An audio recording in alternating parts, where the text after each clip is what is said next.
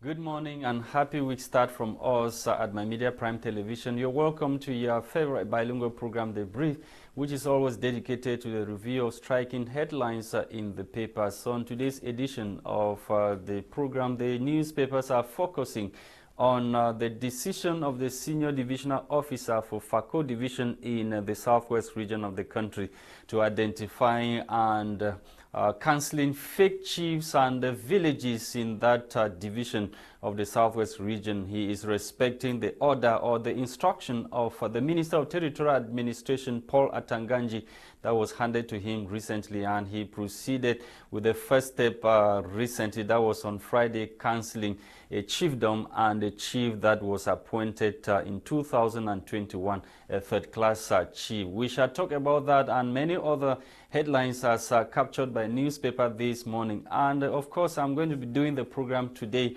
alone because Gladys is unavoidably absent today this morning. We shall be going to the UK to meet Sona Elonge, who is a Cameroonian residing in the United Kingdom. He is joining us this morning. And equally in the studio, Christain Njock, an active member of the PCRN political party of Honorable Kabara Libi, is with me in the studio this morning. Let's begin this morning with Cameroon Insider newspaper. Cameroon Insider newspaper this morning is focusing on the Bamenda Babaju stretch of route, and the paper this morning is telling us in one of its lead stories that Bamenda stretch of route tarring, now it's for real, no longer promises as has been the case in the past. The paper tells us further that at long last, a first coat of tar has been laid on the route after several false starts. Users had been informed more than once that the construction was going to begin, and today the beginning of the tarring process is a reality. You can get full details of that story on page 7 of this edition of Cameroon Insider newspaper that you can find on the kiosk or newspaper kiosk this morning across the national territory. Shantabia International Cycling Tour grandiose ending in Mayomesala. We are told that hosting the last lap of the cycling race for the first time in its second edition, the town of Mayomesala in the Jar and Lobo division of the South region gave its guests a memorable closing ceremony.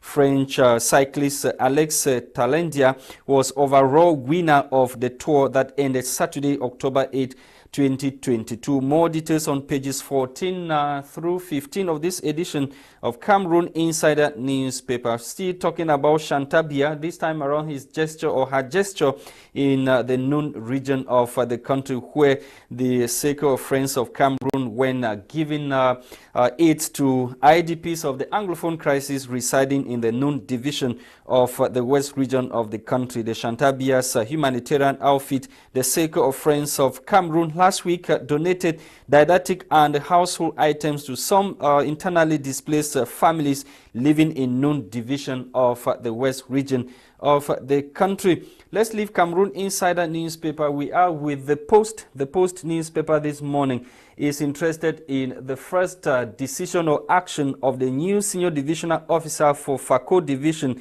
in dismantling fake chiefs empires his predecessors created in that division. The paper tells us further that the new senior divisional officer for FACO division, Shaibu, on Tuesday, August 4th, 2022, signed an order cancelling another prefectorial order that was signed on October 20, 2021 by his immediate predecessor, Emmanuel Ngamba Ledoux. And on October 20, 2021, the SYSDO of FACO signed a prefectorial order recognizing one John Mukake Otto as the third-class chief of Mukuta village in that part of the country. Let's talk about this fire incident in Yaoundé that ravaged Sopekan, an ex-building to ashes, as well as sparks suspicion of mystic practices over there in Yaoundé. And the wooden structure that was hosting the Human Resources Department,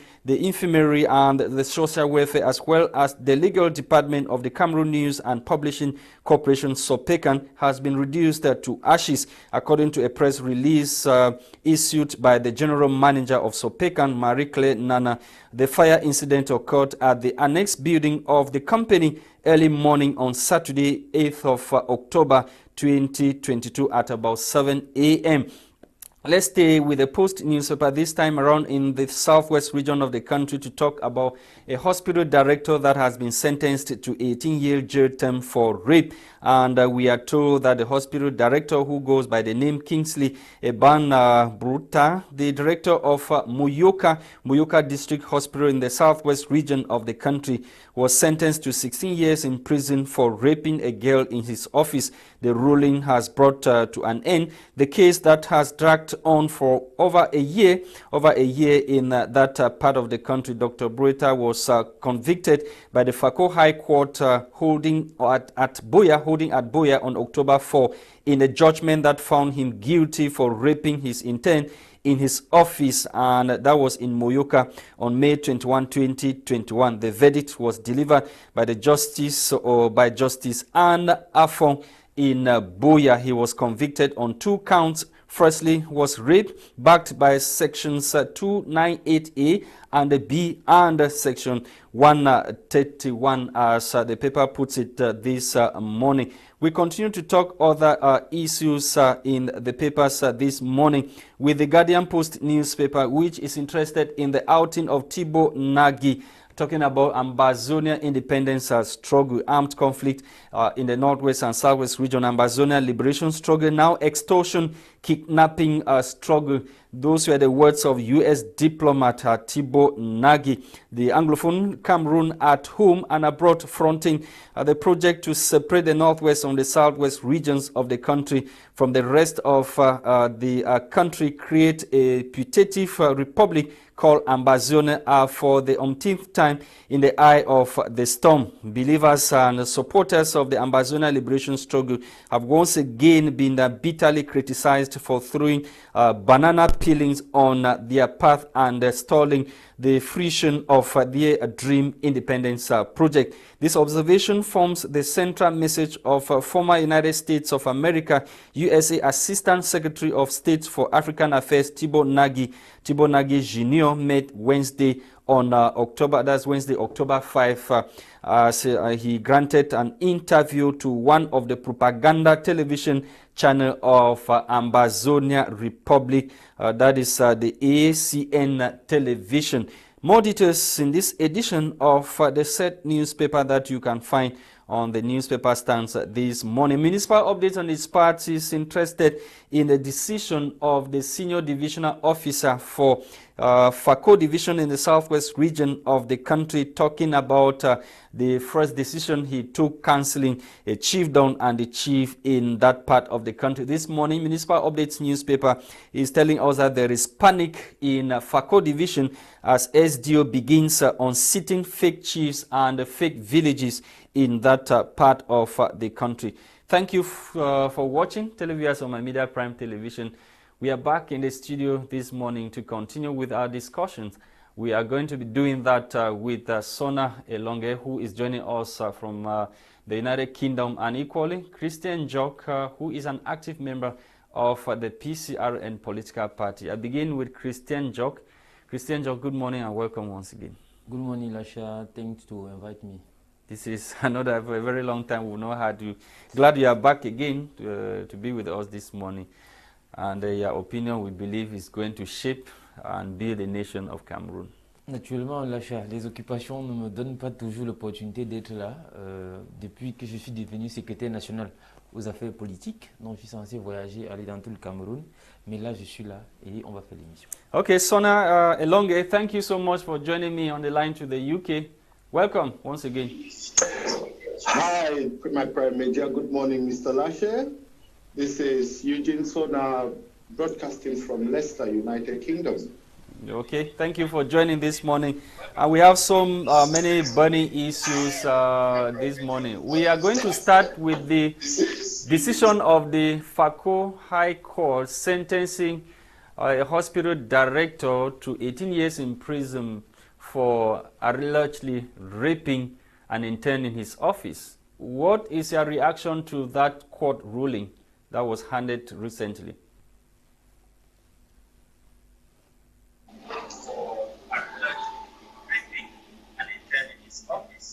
What is your reaction to that court ruling that was handed recently?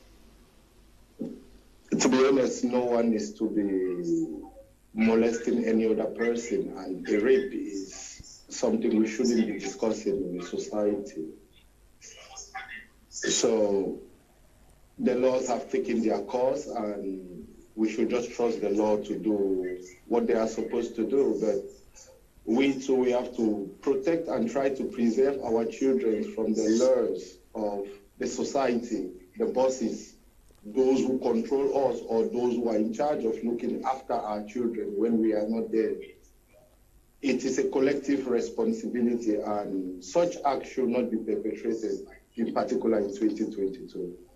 Yes, Mr. Elonge, please can you switch off any device that you are listening to me through, and you follow me directly from your earpiece. Thank you so much. Christain, Njock, we are back to talk about this sentence or this judgment that was handed by a court in Buea, talking about a hospital director that allegedly raped an intern in his office. Lasha, c'est désolant. C'est à l'image de tout le système judiciaire camerounais. Et sans même tenir compte, n'est-ce pas, de la présomption d'innocence. Et rappeler, n'est-ce pas, un haut cadre de l'administration hospitalière de la sorte, ça fait quand même un peu fraudo, sachant qu'il y a un comptable, il y a un ordonnateur et un comptable, et que ça se passe comme ça, c'est désolant. Nous voulons que la justice soit indépendante. Nous voulons que la justice soit rendue, évidemment, au nom du peuple, telle qu'elle doit être faite, et non une justice à tête chercheuse, où on peut arrêter tel, où on peut arrêter tel, parce que tel est soupçonné d'avoir fait ceci. Évidemment, vous ne dites pas pourquoi on l'a arrêté. C'est parce qu'il est soupçonné d'être en collision avec les pro-ambazoniens. C'est ça le problème. Maybe that's not the case. The case is he raped a girl in his office, and from what the court found him guilty. The other facts they are giving are facts that are still to be verified. Other people are linking it to other stuff that has to do with Ambazona and the administration. But what the court found him guilty of is the issue that he raped a young girl in his office. Oui, évidemment, il y a un problème éthique, il y a un problème moral, il y a un problème de valeur. C'est-à-dire, ceux qui doivent en incarner l'administration centrale, ceux qui doivent en incarner, n'est-ce pas, les fonctions publiques, les fonctions directrices doivent en être vraiment des exemples, des modèles. Et c'est quand même désolant de suivre ce genre de choses. Je me prononce prudemment, ne connaissant pas évidemment ce qui se passe concrètement. Comment il en fait pour évidemment de se retrouver dans ces conditions-là? Est-ce que c'était une mineure? Qu'est-ce qui s'est passé? Ainsi de suite. Voyez-vous, quand on aura peut-être suivi ses avocats aussi, ça nous permettra de mieux comprendre ce qui se passe et évidemment, on se prononcera. Je préfère être prudent sur la question, mais je dis bien, ceux qui en assurent les fonctions publiques, ceux qui sont des symboles, ceux qui sont des images, n'est-ce pas, de notre société, doivent promouvoir les valeurs, doivent promouvoir les normes, doivent être ceux à partir desquels on, n'est-ce pas, on s'inspire. Okay, Sona, let me come back to you. Tebong Nagy, former Assistant Secretary for... But I'm trying. Yes, let me come back to you to talk about this Ambazonia Liberation Movement. And we are told that the former Undersecretary, the Tebong Nagy has said Ambazonia struggle is now extortion and kidnapping. That is true. That is true. Like every armed conflict, we have a lot of lots of weapons in the country already.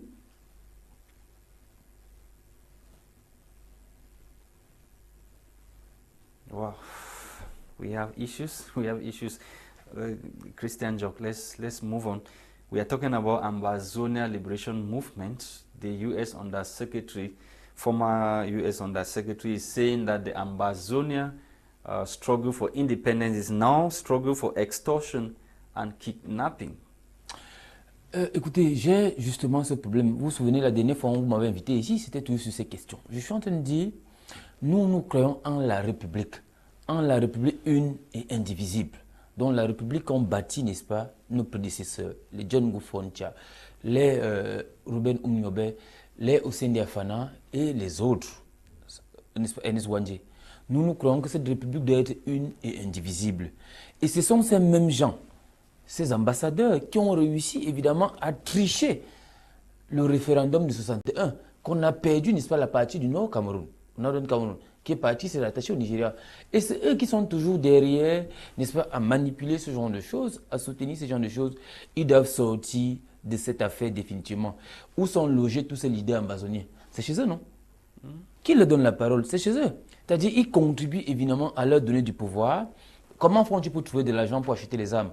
Comment font-ils pour pouvoir envoyer ces armes au Cameroun?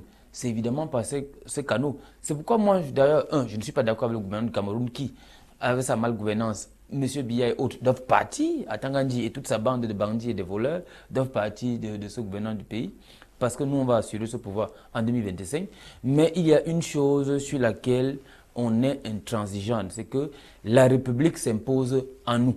On est tous les enfants de cette République. Quand il s'agit de défendre l'intégrité du territoire, quand il s'agit de défendre, n'est-ce pas, cette partie, moi je vous dis toujours, moi j'ai perdu mes grands-parents dans ce combat pour les indépendances. Quand on arrive à la maison pour entrer à la maison, on traverse les tombes.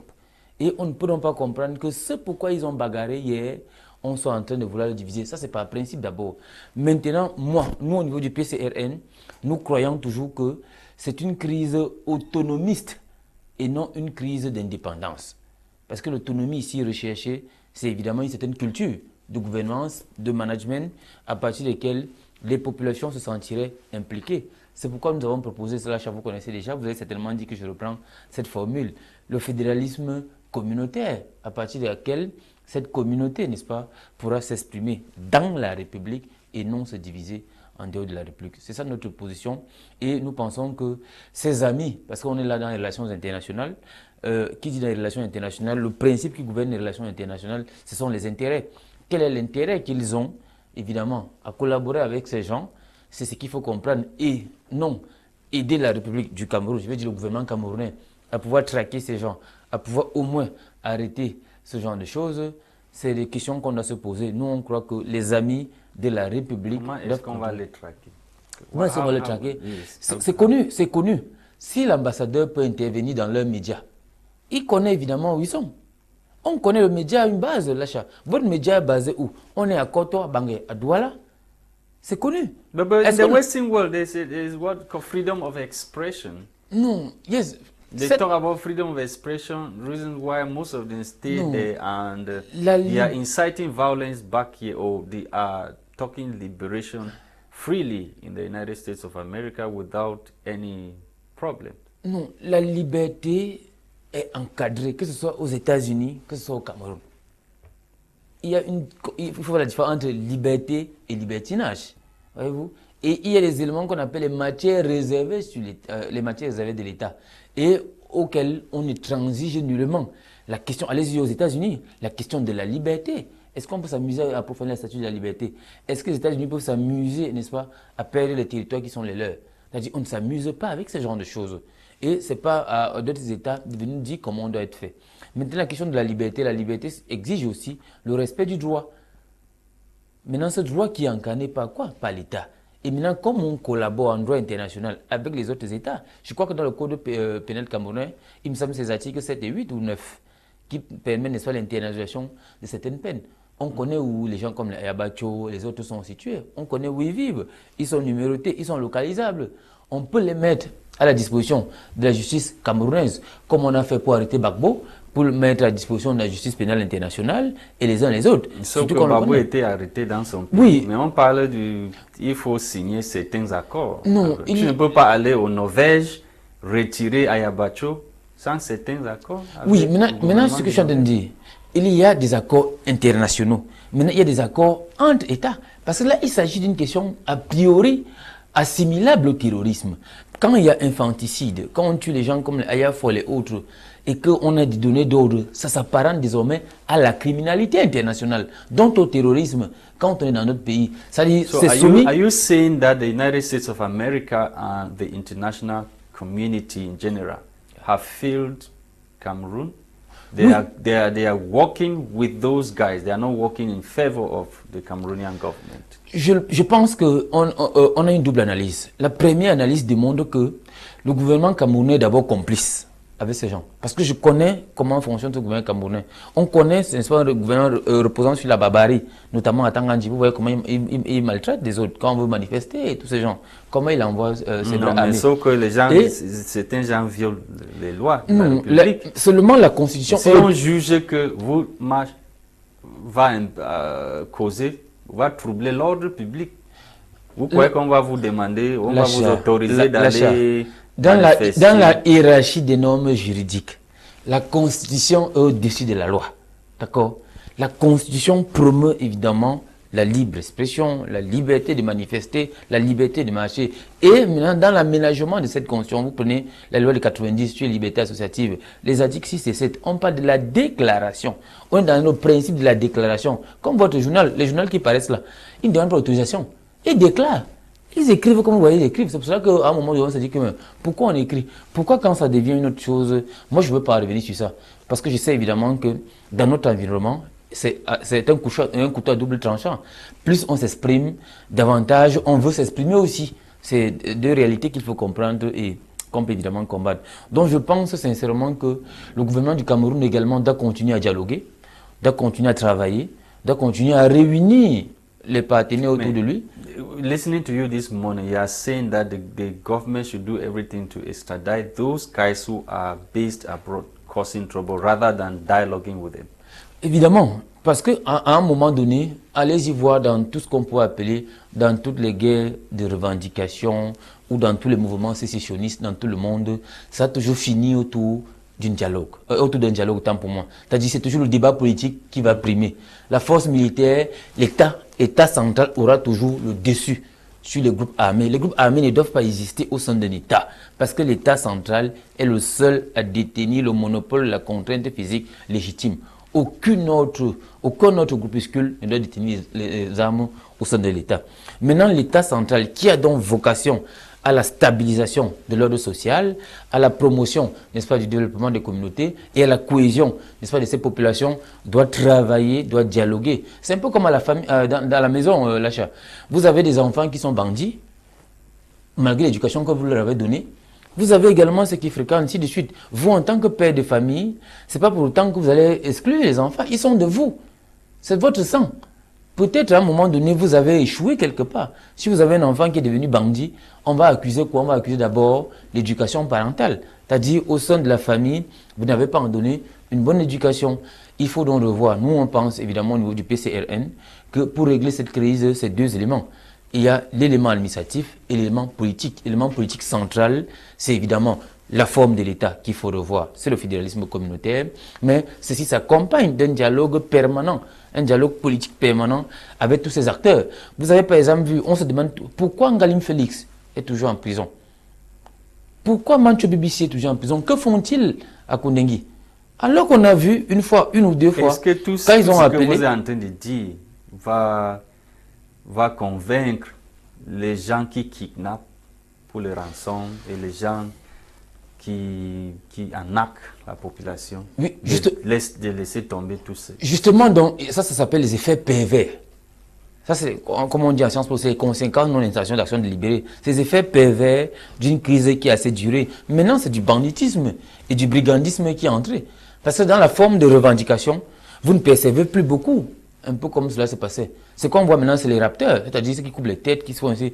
La revendication pour les indépendances, ils n'ont pas besoin de ça. C'est-à-dire on peut bloquer le système étatique comme on faisait les années 90 et Haute-Ville-Mode, ainsi de suite. Mais on ne tue pas les populations pour lesquelles on est censé défendre les droits. Okay. Vous comprenez évidemment que là, on a atteint du grand banditisme et c'est à ce niveau où l'État doit sortir les moyens pour lesquels pour en assurer l'autorité de son autorité. Ok, Sona Elonge.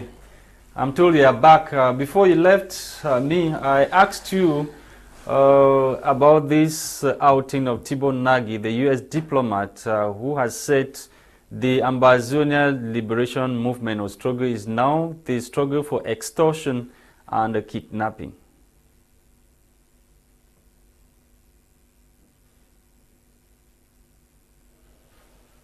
Are you there? Wow, we're having issues. Christain, Njock. Let's continue with the discussion, and let's talk about this other headline that has to do with Elections Cameroon. Elections Cameroon recently brought election stakeholders, and they were discussing ways of ameliorating the electoral process in the country. Many political parties were present at the meeting which held in Yaoundé. And Elections Cameroon, or Elecam, is 10 years old. Since 2012 that the body was put in place. The body took over from Onel, the election observatory body of the country. So much has been done, and it is imperative, as per what political actors are saying, for the electoral code to be revised in the country. Oui, évidemment, Lasha, nous avons participé à cette invitation. Cette invitation qui n'est pas la première, parce qu'au sens de l'article 11, n'est-ce pas, de la loi de 2012 portant code électoral, on se rencontre permanemment avec les CAM et ils ont la volonté de bien faire a priori. Mais ils n'ont pas les moyens. On leur a dit, ça ne sert à rien de nous inviter pour venir bavader. Après les élections de 2011, laissons même celles de 2011, après les élections de 2018, l'ECAM a fait 34 propositions au gouvernement. Il est quand même. C'est-à-dire, après avoir constaté comment le système de fraude, la difficulté pour eux qu'ils avaient à remonter les PV et l'interprétation de la loi, ils ont fait 34, il y 34 propositions de solutions auxquelles il fallait amender le code électoral. Ça, c'est quand même d'abord. En 2020, après les élections auxquelles moi j'ai participé, au sortir des élections, on nous a encore réunis, on a évidemment fait encore des propositions. Elle est quand même toujours. Après, on nous a réunis avec le PBF, l'Union européenne, moi-même, politique et toutes ces organisations pour voir comment revoir le code. Nous-mêmes, au niveau des partis politiques, ce qu'on appelle l'UPC, Union pour le changement, on s'est assis avec les autres partis politiques, on a écrit, on a fait des propositions. Mais seulement, les Camerounais disent que ce n'est pas de notre devoir, ce n'est pas eux qui changent la loi. Eux, ils sont seulement censés appliquer ce qui existe. Maintenant, nous, on dit à l'ECAM que appliquez d'abord le minimum que vous avez. Prenons le cas, moi j'ai été candidat ici à Vori-Est, à Douala 5. Je fais comment pour afficher? Alors que l'article 276 dit à l'ECAM que c'est toi qui as donné l'ordre au maire. Le maire a te donné un espace où tous les partis politiques, vous devez signer leurs affiches pour pouvoir afficher. On n'affiche pas n'importe comment. Mais vous vous levez le matin à 4 heures, vous trouvez dans tout le pays, dans tout le Cameroun, dans tout Douala, que Paul Biya, on a affiché par-ci par-là. Que l'ECAM commence d'abord à faire ce qui est possible. Est-ce que c'est les affiches qui font gagner les élections? Je vous montre un exemple aussi simple. Je prends un exemple simple pour comprendre. Pour dire à l'ECAM que quand on revient sur la feuille, il faut modifier le code. Ce n'est pas du rôle de l'ECAM. Ils ont déjà lavé les mains. Mais pourquoi ils nous appellent encore pour nous embrouiller? Non, on leur a dit ça ne sert à rien. Vu que vous ne pouvez pas amender le code, vous ne pouvez pas le modifier. D'accord? Faites donc ce que le code vous dit. Par exemple, la question n'est pas du financement des campagnes. La question du guichet unique. Parce que pour constituer une liste, c'est une affaire difficile. L'autre chose, la question des PV. Comment on fait pour avoir les PV? Et tout le monde connaît comment elle est comme ça. C'est pour ça que j'ai un problème avec les enseignants. Les enseignants ont voulu couper ma tête parce que j'ai dit que sur 1000 présidents des bureaux de vote, sur 1000 bureaux de vote, vous avez 950 qui sont les enseignants. D'accord? Et on ne peut donc pas avoir, sur les 950 bureaux de vote qui sont enseignants, on a dans ces bureaux de vote 920 tricheries. C'est-à-dire, eux, ils participent à faire asseoir ce système, contribuent à tricher chaque jour les élections, et par la suite, ils veulent se plaindre. Alors que c'est eux qui ont bâti ce système. Ils ont refusé qu'on le change. Bref, ça, c'est un autre débat. Mais je pense que l'ECAM doit d'abord faire son travail. La question des inscriptions sur liste électorale. Pour qu'ils sortent, prenons le cas ici à Douala 5e. Vous prenez une ville comme Douala 5. Ici, on a Douala 5 parce qu'on a Coton-Bangé. Douala 5 a près de 2 millions d'habitants. Mais le fichier Douala 5 a 187 000 inscrits. Il y a 2 machines seulement. Douala 5 a 54 villes, 54 quartiers et villages. Donc, ils ont 2 machines défectueuses. Ils ne peuvent pas. Même s'ils ont la volonté de faire, ils ne peuvent pas inscrire. Et les affaires, là, si ça prend 5 minutes, les machines sont vieilles. Elles sont modes. Et ça, c'est fait exprès. Troisième élément qu'on a signalé, il est comme Lasha. Depuis 92, Depuis les élections de 92 à 2022, aujourd'hui, il y a eu cette élection. C'est toujours 3 millions qui votent. What explains that fact? There is only Maintenant, 3 non, million à un moment voting. donné, nous, on commence à douter même des chiffres qu'on nous donne. Tantôt, on nous dit c'est 6 millions. Tantôt, on nous dit 7 millions. Quel met le fichier électoral en ligne? Comme ce PDF, non, que toi, tu peux cliquer pour voir l'achat. Pourquoi on ne peut pas regarder le fichier électoral? Et il y a un élément de tricherie là-dedans qu'on ne comprend plus. Les bureaux de vote, même parfois, qu'on ne... Nous, non, moi, ça c'est ma position, je l'ai dit au président Cabral, je commence à croire qu'il n'y a pas 6 millions ou 7 millions d'inscrits au Cameroun. C'est faux. On est peut-être dans 3, parce que je ne suis pas sûr, comme vous voyez sur les élections, ils ne sont pas combien qui vont voter. Prenons même peut-être que 1 million ne vont pas voter. C'est-à-dire que c'est les mêmes gens. Et pour bien, on a le même système. Vous allez vous inscrire chaque jour, les gens, les noms ne sortent pas. Les noms, les gens ne sortent pas, pourquoi? Pendant la présidentielle, Lasha, vous avez couvert les élections avec nous. Vous avez vu comment il va se plaindre. Je me suis inscrit. Voilà mon récépissé. Mais son nom n'est pas là. Comment on ne parvient pas à le faire? Pour que les gens puissent vérifier leur nom préalablement, on te dit qu'il faut descendre à l'agence, à Elecam, qui est là-bas à Bonamoussadi, ou qui va aller voir combien de 2 millions de population vont aller là-bas pour aller regarder si leur nom est inscrit. C'est du banditisme pur et simple. Donc, Elecam, pour nous, pour qu'ils soient davantage crédibles, on voit les efforts qu'ils font, c'est vrai qu'ils fournissent, mais ils peuvent mieux faire. C'est ça notre posture. Okay, let's try once again if we have Sona Elonge this time around. I asked you before you left, this is the second time I'm asking you again.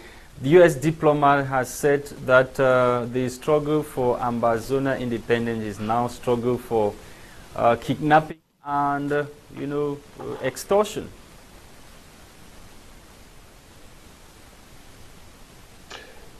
Thank you, Mr. Lasha. I am struggling with the sound still, but in terms of the kidnappings in Ambazonia, we already know the outcome of wars. We already know the outcome of not being able to legislate or control the use of weapons in the country. That is the end come. And it is coming from who? The same people who implemented that same system onto us. We keep trying to fix what was broken already from the start. Let's stop. Let's be proactive, not reactive to situations. It is not working. Yes, Amazonia and Cameroon, we are just one people. We call ourselves brothers already. So we are Cameroonians. I will call myself as such. And what is happening is the government is just clearly showing they have marginalized a part of the country so much so that, well, nobody really cares. It is already evident. So whatever is happening in the Northwest and Southwest is just the outcome of, all the time, well, the French government, I'll put it that way, or the Francophone-speaking government has done for Cameroon. We can't help it as the people. The government still have to come and, well, sort their mess out. So what is the way forward? What is the way forward? The way forward is for us as the population to realize we are one. If we support each other, we will not need the government to come and help us. We can return to the farm for a start. How will you return? How will you return when you know that you can't eat, you will be kidnapped? How will you return when you know you'll be kidnapped at any moment? Mr. Lasha, a kidnapping is happening at any moment. I think on your news earlier, there is this woman who went to do her hair with her child, and then she returned to her off license to serve a drink, only to come back that her child is missing. That's kidnapping. You can't prevent those things. Okay, and you cannot use the conflict in the Northwest and Southwest to define it as kidnapping. Kidnapping has been existing in Cameroon even before then. Okay. Can we create stronger communities without relying on the government? Like how we used to have chiefdoms, quarter heads, and all that, support groups in the quarter, not relying on the police. We used to do that in Cameroon, right? Of course. Okay, let's stay in the Southwest region. This time around, we are talking about the enforcement of Minister Paul Atanganji's decision. Many people put it as cleaning his own mess, the mess of creating new villages and chiefs in Fako division of the Southwest region. The new senior divisional officer has taken another decision, or the very first decision, enforcing the instruction of Territorial Administration boss Paula Tanganji in cancelling a chiefdom and a chief in that part of the country. What has become of our tradition that chiefs and chiefdoms are created at random? It is a political game, you know, the time when we used to have cultural rulers, you know, people who ruled a people with a common interest. That is our community. Now it has been politicized. The chief, I don't know, the chieftaincies in the Southwest, they all report to the divisional officer. So now it's just a political office, and they get paid from the government. So it's just like normal government appointment. It's no longer the rulership of elders in the community we used to know about. So whatever Paul Atanganji is doing now is just their same game, meaning they create a problem, blame the people, and then come with a solution that will still just create a bigger problem for the people. We, the people, we are the ones suffering from all these misplaced, judgments and decisions. What are the gods? I know you cannot be answering for the gods, but the gods of the real traditional rulers, they should be watching and taking action. Does it mean that the gods have abandoned the real traditional rulers in those areas that the lands are being taken away and given to those fake chiefs and or the fake villages that are being created? Mr. Lasha, we cannot think for God. We are only humans. I think if you cannot use something properly, God will give it to somebody else who has a need of that and wants to use it. Okay. Thank you, Sona Eba. I will come back to you. Let's have the reaction of Christain Njock on this issue of chiefdoms, fake chiefdoms and traditional rulers being created in the north, in Fako division of the Southwest region. Atanganji has instructed the new SDO to proceed with the identification of those fake villages and fake chiefs for eminent cancellation. And by the way, the problem was created by him, as per what many people are saying, that he created the problem by authorizing the creation of such villages and chiefs. Évidemment, je voulais dire que, comme d'habitude, il veut jouer le pompier pyromane. Qui a créé ces chefferies? Qui a la qualité de créer les chefferies 3e degré au Cameroun? Mais on a dit fake. They say they are fake. Oui, je suis justement en train de Which means that maybe the person that authorized the creation at Tanganji was not very much aware of how the process, or the process was not duly followed. Oui, là, si me permets d'analyser, je vais analyser ça sur deux pans. Le premier pan, c'est que c'est savamment construit par ces gens. Tanganji a créé ses affaires pour évidemment trouver un moyen comment calmer, sinon comment contrôler ceux qui sont. Parce qu'a priori, les chefs étaient incontrôlables, d'après eux, que les chefs supportaient évidemment la population. Mais on ne voit pas ça dans la région du Nord-Ouest. Ça ne se fait pas dans la région du Nord-Ouest. Oui, j'en viens, évidemment. Pourquoi il le fait? C'est dans une logique de détruire l'autorité traditionnelle, de détruire la compétence de ceux-ci, c'est-à-dire c'est de tuer l'autorité des chefs traditionnels. C'est d'ailleurs regrettable. Et Tanganji, du point de vue légal, il est là à la suite du décret de 1977, dans ces articles, il me semble, où on dit que les chefs sont les auxiliaires de l'administration. Il faut désauxiliariser les chefs. Vous avez vu comment le préfet, comment on appelle ça, des Bahamas, des hauts plateaux, parlait, n'est-ce pas, un chef comme Soukoudjou, avec autant de mépris, avec autant de condescendance, pour dire que vraiment tu t'amuses là, ça serait plus ça, je vais t'enfermer, ainsi de suite. Ce que je pense, ce que nous on pense au niveau du PCRN, c'est que les chefferies sont le sanctuaire de notre identité. Ça, c'est la première des choses. Est-ce que lui avait le pouvoir spirituel pour pouvoir faire ce qu'il avait promis de faire à Soukoudjou?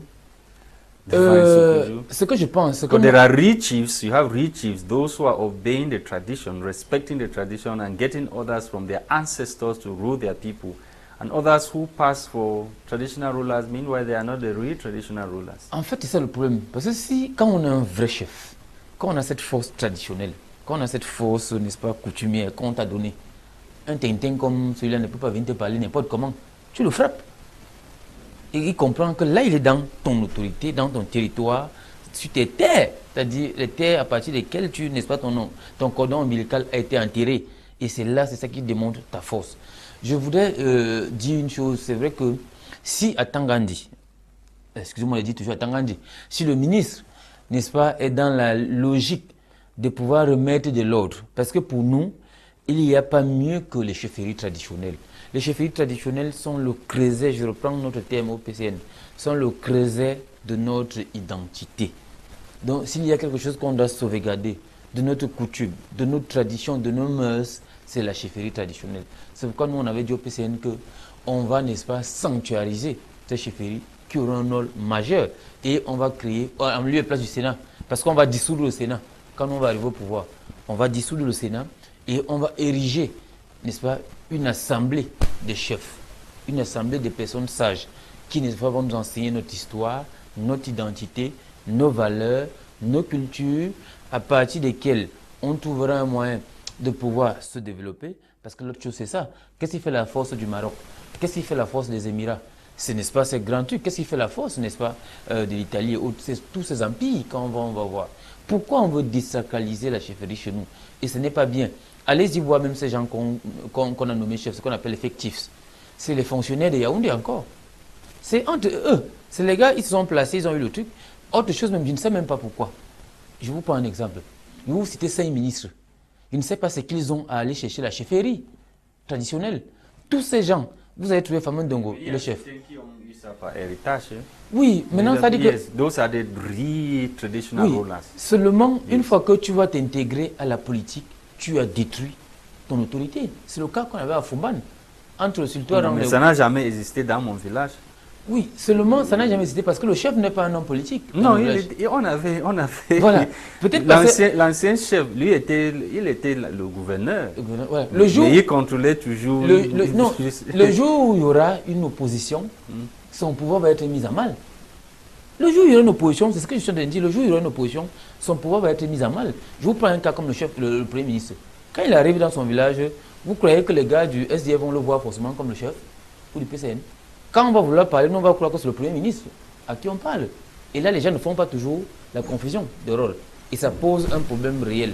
C'est pourquoi nous on croit que les détenteurs de la tradition doivent rester dans leur poche. Regardez un peu le cas de qu'on appelle le tout-puissant chef de, j'oublie là, dans le Nord, dont on parlait, qui coupait les têtes des gens, qui est en ce moment le premier vice-président du Sénat, qui en a suivi la présidence du Sénat. La médaille de Rey Bouba. De Rey Bouba. Son autorité est morte. La médaille de Rey Bouba. Il y a une opposition maintenant à Rey Bouba. Chaque jour entre le jeune maire, qui est comme vous, le jeune maire UNDP, Yandal, Yandal, et lui, son autorité est morte là-bas. Parce qu'évidemment, il est sorti de son approche, il est venu commencer à faire la politique. Nous, nos chefs ne devraient pas entrer dans la politique, c'est ce que nous pensons, parce que ça peut contribuer à les disparaître. Et il faut revoir la loi de 77. Cette loi qui So what are you saying, that the real or natural traditional rulers, they should not accept politics, they should not embrace politics, they should stay away from politics? Ils doivent rester neutres. C'est pourquoi on parle de gardiens de la tradition, des gardiens de mœurs, c'est-à-dire c'est celui chez qui, toi, du SIF, l'autre du CPP, l'autre du PCN que je suis, peut venir chez lui et arranger les problèmes. Une fois qu'on découvre que lui, il est du RDPC, il devient un ennemi.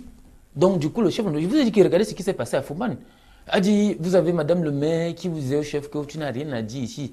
Et ça, c'est désacraliser les grands royaumes. Ce qu'on nous a appris à l'école, ce qu'on nous a enseigné. Fouman n'est plus que l'ombre de lui-même.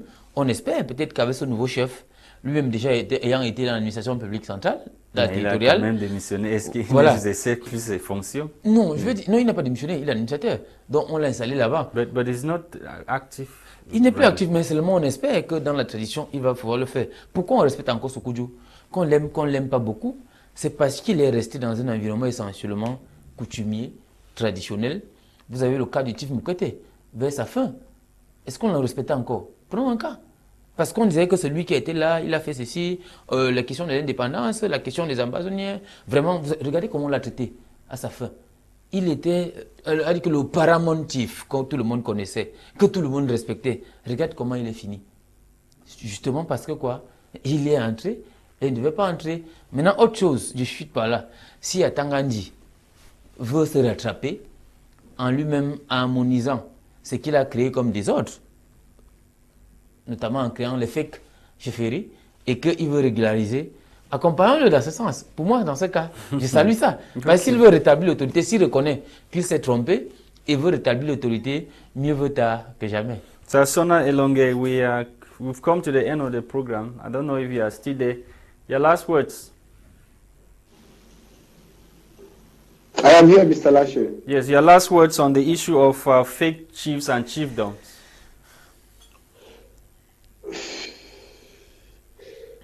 That's a difficult one.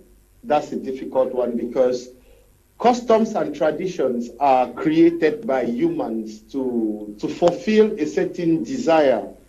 And that desire only lasts as long as it lasts on this human plane.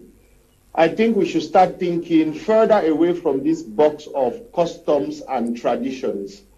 The world is open now. We live in the metaverse. We can communicate with everyone.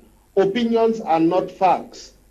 Your tradition is just what defines you. But there is 7.9 billion humans on earth with their own perception of life, what we call in Cameroon our tradition, which is just the perception of our elders of how we should live and experience life. You cannot fight with your child today when you you speak a word in your dialect and they can't pick it. That is our tradition disappearing because that goes with our mother tongue. We have English today. It is largely spoken everywhere. Are we going to disregard English because I want to teach my child Balloon, because I want to keep my traditions when my child is already in the UK? It becomes me trying to create a story out of something that does not exist. I think we should move on with life. Tradition is good until you become a man, then you realize you will die, and then that tradition, whether there or not, you are still gone. So let's become more responsible and let's take action with ourselves on how we want life to go, not yeah, but today most of us are fighting to conserve another man's tradition. I'm talking about the culture of the English man that we are fighting today to preserve in the northwest and southwest regions. We are not fighting for the Englishman's culture because most people don't even know how the Englishman behaves. There is actually no Englishman, to be honest, because even those who are here, what we perceive as the Englishman, they actually come from other Germanic and other Saxon culture. English is just a language and intonation we use to communicate with a greater number. It's not a culture. So why are we fighting today in the northwest and southwest? Why the fight? The fight is simply because of marginalization. Those who speak French do not want to consider that those who speak English are their brothers. That's the simple thing. That's the reason for the fight. Okay, Sona, quite intriguing there. Thank you so much for joining me. We hope next time we are going to have a better or fluent communication with you, because the lines were not really the best this morning. Thank you so much, sir. Thank you so much, Mr. Lasha, and thank you, the panel. Thank you too, Christain, Njock. Oui, merci. Je voulais dire en une minute, si tu permets évidemment, que M. Sona pose un problème et il se contredit à la fin. Parce que quoi? La question de chefferie, c'est pour préserver quoi? Notre identité, notre culture. Voyez-vous? Et c'est la même chose que la bagarre qui est en ce moment au nord-ouest et au sud-ouest. C'est pour préserver quoi? Une culture occidentale, la culture dite anglaise. C'est pourquoi nous, au niveau du PCL, on dit, au lieu d'avoir une culture anglophone ou francophone, on doit avoir une culture sawaphone, bamiphone, parce que vous et moi, Lasha, on est sawa. Okay. Voilà, donc du coup, nous, donc, au fidélisme communautaire, nous promouvons de préserver notre identité, de préserver notre culture. C'est ça même l'essence du fidélisme communautaire. Thank you for watching Television Soma Media Prime. That's it for today. The program was produced for us by Christain Tebong.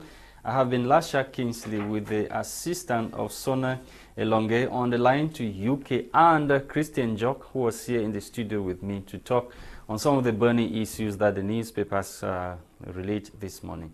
Have a great day. Bye-bye.